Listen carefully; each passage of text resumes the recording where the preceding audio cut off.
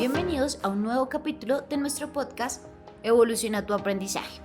El capítulo de hoy seguramente sea uno de los más cortos, pero esperamos que sea de los más sustanciosos para que ustedes, mientras se acomodan y se toman algo que les guste, aprendan cómo podemos mejorar nuestra comprensión lectora o qué recomendaciones podemos darles para cuando estén leyendo, no solo que se vuelva un hábito, sino que comprendamos mejor lo que estamos diciendo.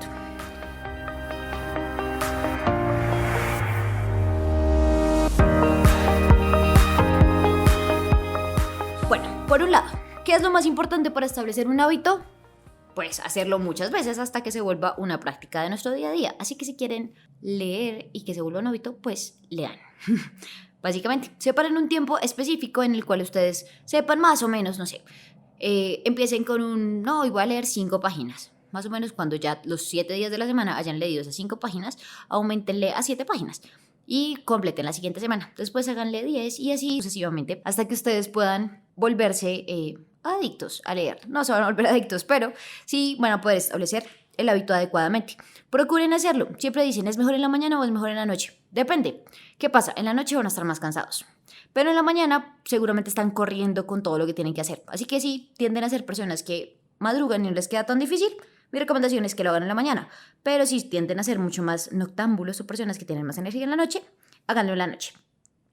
Ahora, con respecto a la comprensión lectora, lo primero, es importante que volvamos a leer el texto. Claro, todos querríamos entender muy rápido la primera vez, pero cuando no podemos comprender porque a veces el lenguaje es muy técnico o porque estamos cansados o nuestra memoria o nuestra concentración no nos da, pues es importante que leamos de nuevo lo que estamos leyendo. Cuando lo leemos por primera vez es como un paneo y hacerme idea de qué es lo que estoy leyendo. Ya cuando quiero profundizar y quedarme en qué es lo que me están diciendo, pues al volver a leer me voy a dar cuenta de que me salté muchísimos detalles y que es en esa segunda leída en donde realmente estoy aprendiendo. Lo segundo, utilicen su conocimiento previo. La información que vamos aprendiendo en el transcurso de nuestra vida puede resultarnos de mucha ayuda para afrontar nuevas situaciones. De igual modo, cuando vamos a leer un texto, esos conocimientos previos son de suma importancia porque nos van a ayudar a facilitar la comprensión del mismo. No solo cuando son en nuestras áreas, sino que entre más conocimientos tengamos de cosas X, por ejemplo, va a aumentar la probabilidad de que entendamos algunas cosas. Algo muy importante, que es la tercera recomendación, utilicen las pistas de contexto, o lo que se conoce como leer entre líneas. Cuando nos encontramos inmersos en la lectura de un texto y tenemos problemas con el significado de algunas palabras, pero no tenemos un diccionario o no queremos sacar el celular porque nos distraemos con el celular, es importante que nos fijemos en el resto del texto que rodean esa palabrita. Eso es lo que conocemos como pistas de contexto. Ese método consiste en la comprensión de una palabra que no conocemos su significado, ubicándola según el contexto del resto del texto. Debemos ser capaces de leer entre líneas. Al final, todo se basa en emplear la lógica. Es decir, si hay una palabra que no entendemos, pues lo que yo voy a hacer es darle significado según lo que dice el resto de la frase. Eso es muy común cuando uno lee estudios como de matemáticas o estudios de medicina, o incluso cuando hablamos de la literatura romántica y demás de épocas antiguas. Hay muchas palabras que uno no conoce, pero puede entender cuando vas leyendo todo el párrafo. A veces tenemos que pensar en voz alta. Eso no quiere decir que yo deba leer en voz alta, porque muchas veces cuando uno lee en voz alta, de hecho se concentra menos y comprende menos. Pero cuando hablamos de pensar en voz alta, es que después de leer, podemos revisar lo que estamos diciendo y, o intentar explicarle a otra persona lo que hemos entendido leyéndolo o, diciéndolo en voz alta. Algo súper importante es que siempre hagan un resumen. No necesariamente tiene que ser en texto porque a veces no es tan efectivo, pero sí pueden hacer algún mapa mental o algún mentefacto, incluso imágenes. ¿Por qué? Porque eso aumenta la probabilidad de que recuerde la información y segundo, porque va a hacer que su cerebro no solo se tenga que quedar con lo que leyó, sino que tenga que sintetizar esa información y producirla en algo que sería un texto o un mapa. Por otra parte, es muy importante que siempre ubiquen las palabras claves. Afrontar un texto o leer algo no es una tarea fácil. Ponerse a escribir de una vez sin tener ni idea de la estructura o sin tener en cuenta si voy a contarlo de manera narrativa o qué es lo que voy a hacer, pues va a ser un error. Normalmente los escritores colocan palabras claves para que hayan palabras que se van a repetir a lo largo del tiempo o personas, fechas, todo ese tipo de cosas son datos que tenemos que prestarle mayor atención porque seguramente es lo que el autor quiere que remarquemos. Ubicar esas palabras claves pueden resultar de gran ayuda para que entendamos todo el texto.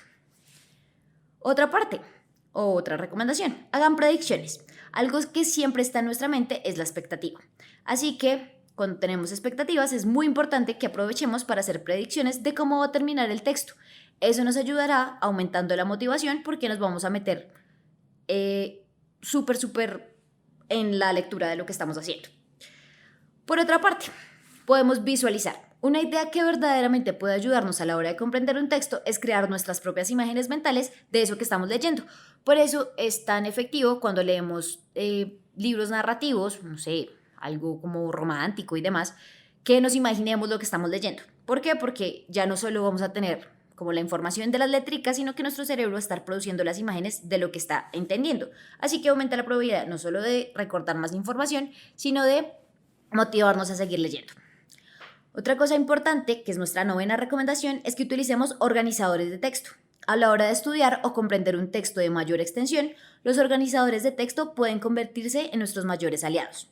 Puede que los conozcamos como los mapas que mencionaba anteriormente, pero pues la idea es que estos mapas los tomemos cada vez que vamos leyendo y vamos avanzando y los vamos nutriendo para que al final de la lectura tengamos todo completo. Aquí ya no es que yo haga una síntesis de lo que leí, que era el punto anterior, sino que a medida de que lo voy haciendo, voy metiendo y voy nutriendo mi mapa o mi mentefacto con la información que estoy metiendo. ¿Por qué? Porque ahí puedo empezar a mirar cómo relaciono el concepto macro con los conceptos más chiquiticos y además nos va a ayudar muchísimo a mirar cómo puedo conectar o a darle una jerarquía de una manera gráfica que me ayude a entender cómo se va desarrollando el texto.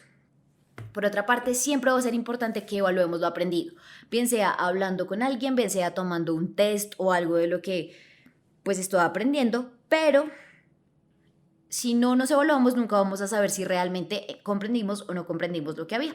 Así que es muy importante que siempre evaluemos lo que estamos leyendo. Algo súper importante que es nuestra recomendación número 11 es que cuestionemos el texto. Hay diferentes tipos de lectura. La primera es la lectura textual, que es básicamente que yo simplemente recibo la información que estoy leyendo.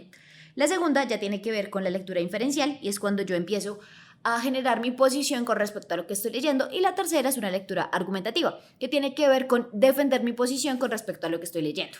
Así que esta recomendación se basa en cuestionar el texto.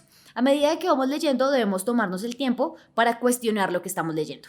Realizar preguntas acerca de lo que estamos aprendiendo o de la posición del autor o cuál sería mi posición en esa situación. Bueno, todo este tipo de cosas no solo nos ayuda a mantenernos activas, sino que nos ayuda a generar conexiones cerebrales mucho más efectivas a la hora de aprender.